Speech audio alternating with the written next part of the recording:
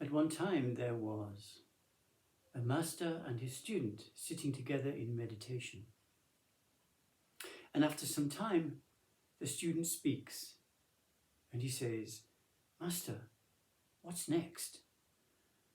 The master, with all the love and compassion in his heart, smiles at his young student and says, "Nothing next. This is it."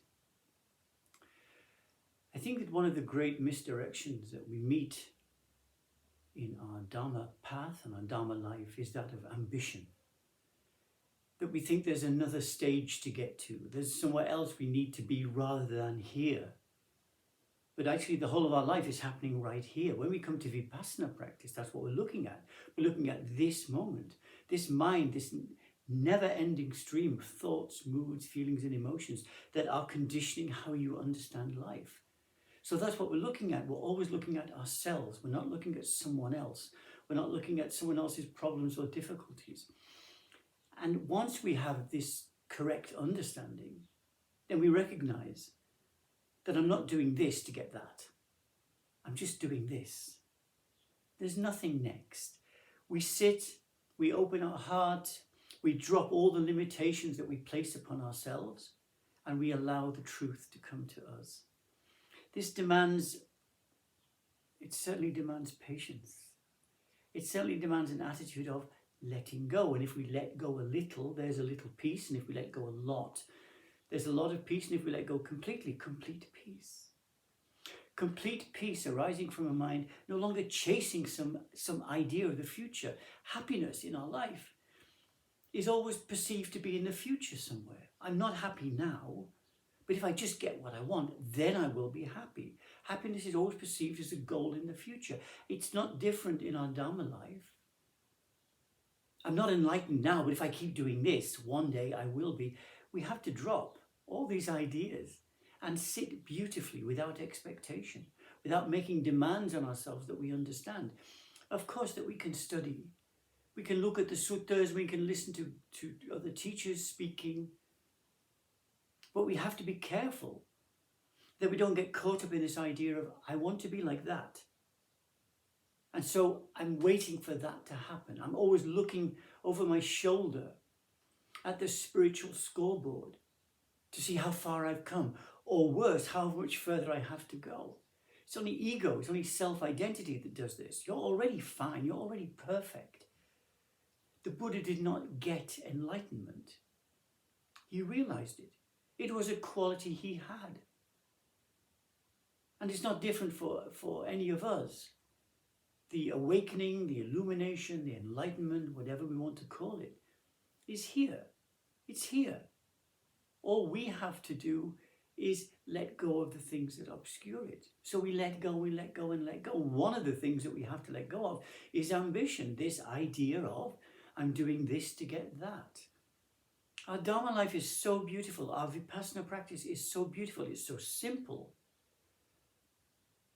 But of course, that very simplicity often makes it difficult because we are ambitious people. We have to know, well, why am I doing this? If I already have everything I want, and if there isn't anything to get in the future, then why am I doing this? So again, the mind, this Mara mind, is what we have to let go of until ultimately we're just sitting, just like the Buddha, under the Bodhi tree in the forest of Uruvela, just before his awakening, his full awakening, to let go of any idea that there is something to get, that there is something more to do, and that we're not going to be concerned with the stories we've told. We've told ourselves that we're not enough. We need to do more. We need to stretch ourselves further. Actually, what we need to do is sit without expectation, to be as much as we are able in this moment, to observe the mind, the architect of your life, to observe the thoughts, the moods, the feelings, the emotions, to observe those different characteristics, those karmic characteristics that dominate your life. That's all we have to do. It seems very simple, and often it seems it's not enough. I need to do more. And people will come to me and say, please give me another practice. Give me something more to do. You need to do this one. Ultimately, this is the one you need to do. You need to sit with this being that we call self and allow that old process of karma and vipaka to manifest, to see it, to know it, and to let it go as being important in your life or as having any value other than an old story that you can now leave in the past. You don't forget something, but the experience of it is changed. Our whole practice ultimately is letting go of the past, because the past arises in every moment and then projects itself. It colors, it influences everything you see, smell, taste, hear, touch, and think. And so the past arises, and it's a story. So we just sit with this story. It's not you, it's not yours, it's not what you are. So we can relax. And that's the point. That's such a Dharma teaching. You can relax. You're not broken. You don't need to be fixed. But you do need to let go. You do need to release your emotional relationship to the past. You do need to do that to move forward. But not with some ambition. The idea of, I must release my emotional relationship to the past, is not going to work. When we have this idea, I must attain enlightenment, or I must awaken, that very thought is the obstacle to the actual awakening or enlightenment. It's like trying to walk to the horizon. You never get any closer. Now, one of the things that happens very often, I've already said that this practice of vipassana is so beautiful. It's so simple. So it doesn't often seem to be enough. And many years ago, I was teaching a course, let's say a beginner's course. And one of the women on the course came to me and she said that she had met a friend in town. And she told her friend that she was doing a Vipassana course. And her friend said, how long have you been doing this course? This woman said, 3 weeks. And her friend said, well, are you seeing green lights yet? And this woman said, no. My friend said, well, it's not working. You see, we look for something outside our ordinary experience. But everything the Buddha used was his ordinary experience. He looked at old age, sickness, and death. These were the great teachers. Not some mystical thing, not some levitation or manifesting in different places simultaneously. Maybe these things could be useful, but they don't lead to awakening. Awakening is about knowing this mind. To know this mind, you have to sit with it without expectation, without ambition. The truth is there, it's waiting for you, but you have to be still to receive it. So we have our meditation practice. This practice is called Vipassana. Vipassana means clear seeing, or to see things as they really are. That when we look for a being or a fixed self, we don't find anything. We just find a process of mind arising and passing away, arising and passing away, arising and passing away. And to try and grasp at this and say, look, that's me, that's where I am. Actually, it's not only foolish, but it can't be done. So we have to create stories in the mind. And then we hear more stories. We hear other people's stories.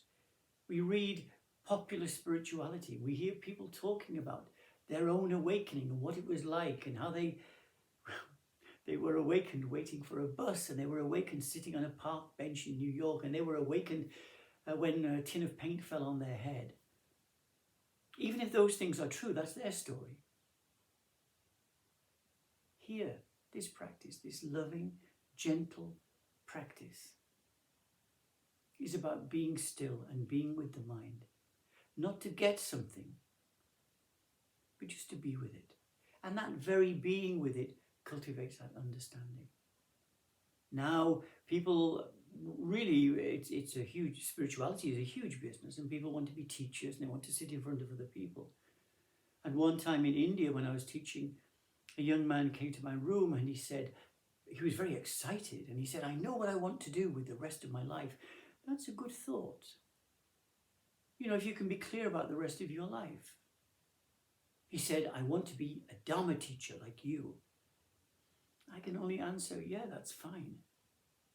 But before you can teach Dharma, you must know Dharma. This is a statement from the Buddha. Before you can teach Dharma, you must know Dharma. Before you can teach the truth, you must know the truth. To know the truth from a Vipassana perspective is to sit still. Is to be at peace with this mind as it arises and passes away. And it's not to make judgments and choices about what the mind presents. As one great Zen master said, I paraphrase, but he said, this Dharma path is not so difficult.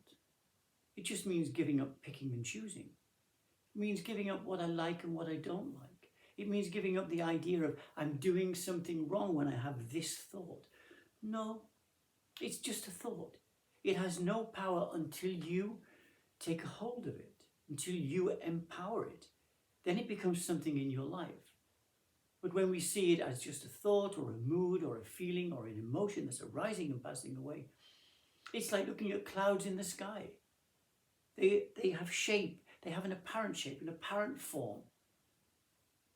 But you know yourself, a cloud, if you try to grasp it, you just get a wet hand, basically. There isn't anything there to hold on to. So this is our practice of Vipassana. And when we are on retreat, when we come to the Dharma hall, we leave our shoes outside. Yes. But this is symbolic also. That with our shoes, we leave our expectation, we leave our ambition.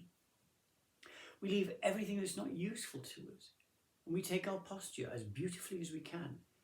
We close our eyes and we allow the body to breathe. We don't interfere with the breathing. We just allow the body to breathe.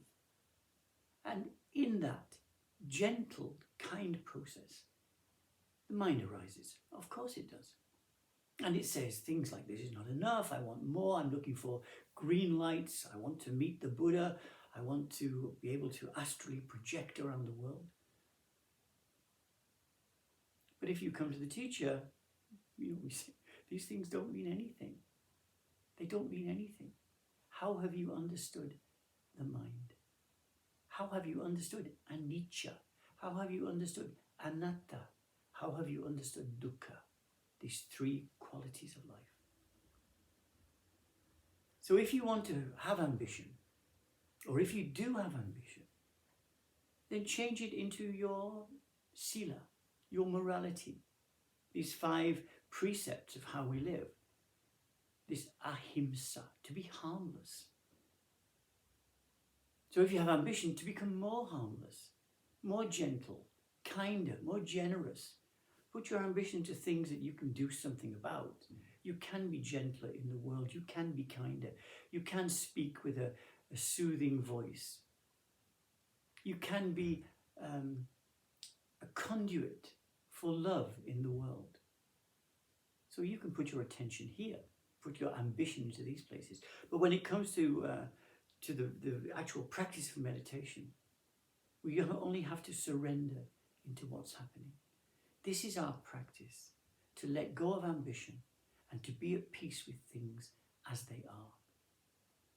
So then I offer this short talk this morning for your consideration and your reflection.